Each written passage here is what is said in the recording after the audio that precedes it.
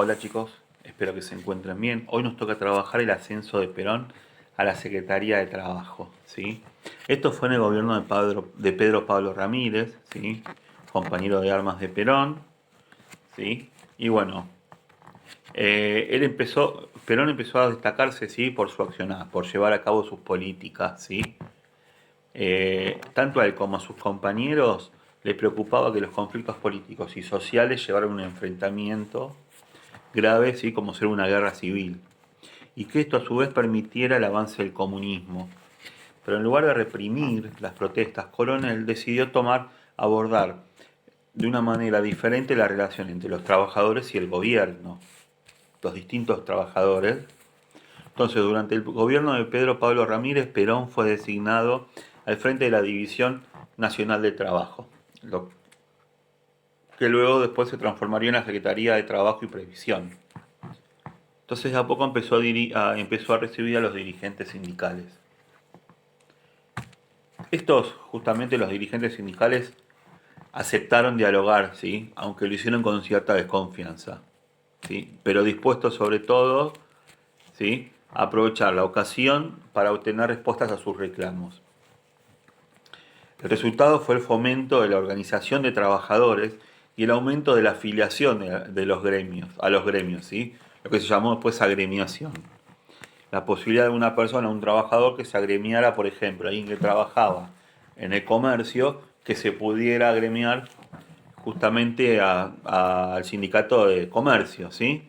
Durante la gestión de Perón, en la Secretaría se realizaron importantes reformas a la legislación laboral. Por ejemplo, se elaboró el Estatuto del Peón, ¿sí? Que reconocía los derechos de los trabajadores rurales.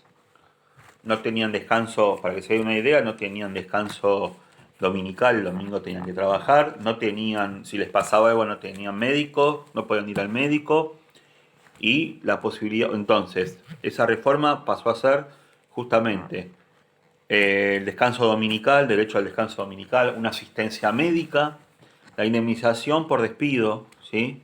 En caso de ser despedido, cobrar por esa indemnización. Esto fue en 1944.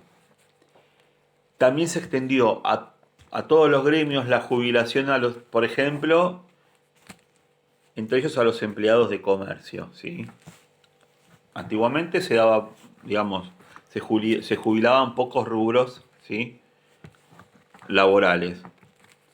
Bueno, con esto Perón lo extendió, ¿sí? Bien.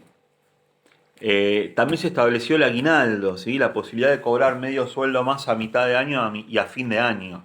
Un sueldo más, ¿sí? Las vacaciones pagas, que el trabajador pudiera cobrar por tomarse sus vacaciones. La indemnización por accidente de trabajo, convenios entre patrones y obreros, y se creó la Justicia Nacional del Trabajo, que permitía justamente resolver conflictos laborales. Pero también después, en enero de 1944, el general Ramírez fue reemplazado de su cargo por Edelmiro Farrer, ¿sí? Pocos meses después, Perón fue nombrado ministro de Guerra. Por supuesto, sin dejar de dirigir la Secretaría de Trabajo. En julio se lo nombró además vicepresidente. Entonces, de esta forma, comenzó a volverse una de las figuras más destacadas del gobierno militar.